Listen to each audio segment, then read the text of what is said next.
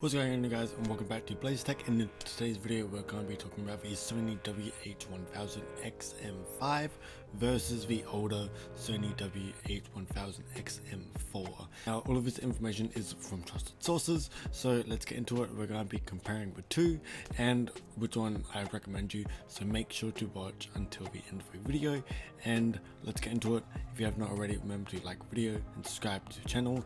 Let's get into this. Right, so here on the left we have the Sony XM5s and on the right we have the Sony XM4s. Now I have the current model of the XM4, I am bound to get the XM5. The quick comparison between the XM4 and the XM5 is on the left we got the XM4, on the right we got the XM5. So when the XM4 released, it was priced at $350 UK, and now it's about $250 UK if you want to go get it today. Or if you're Australian, then on release it was about $550 Australian, and now it's about $350 Australian, which is what I paid for mine. So now the XM5 is a bit more expensive, and as you know, it just released, and it is priced at $380 UK dollars, or it's $399 US dollars, or Australian it's $549 Australian dollars upon its release. So as for the design, on the left we have the Sony XM4s, which is what I have, and on the right we have the XM5s.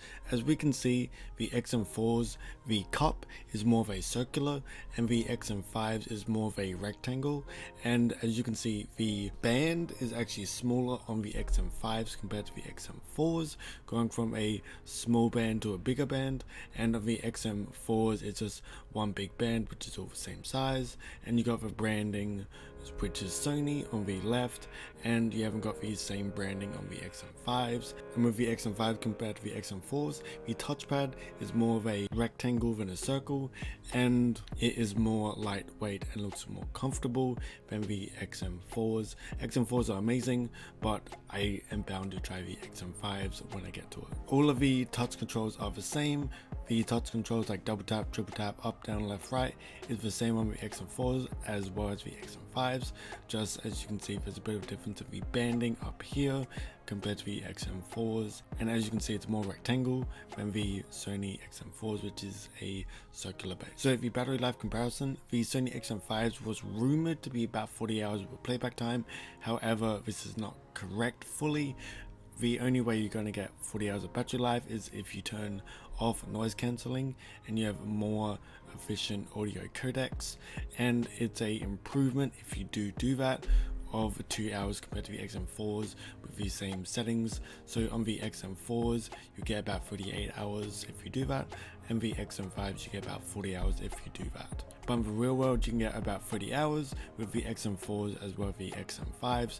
They're about the same with use on battery life. So the new features on the XM5s, of course you have all the old features of the XM4s onto the XM5s, but the XM5 has more improvements. So the main improvements will be improved noise cancellation and additional microphones, and up to 2 processors for up to 8 microphones on the XM5, which is 5 up from the XM4, including the ability to reduce background noise if you're talking to someone, if you're on a call or anything like that. So you can also get quick access to Spotify, which is a playback feature which you tap 2 or 3 times depending what you set it to, and you don't have to grab your phone or grab your Apple Watch, you just have to double tap or triple tap. So another feature is speak to chat is back, which is you just speak to the headset and it pauses your music and lets ambient sound in, so you can use something like Siri or Google Assist or whatever it may be.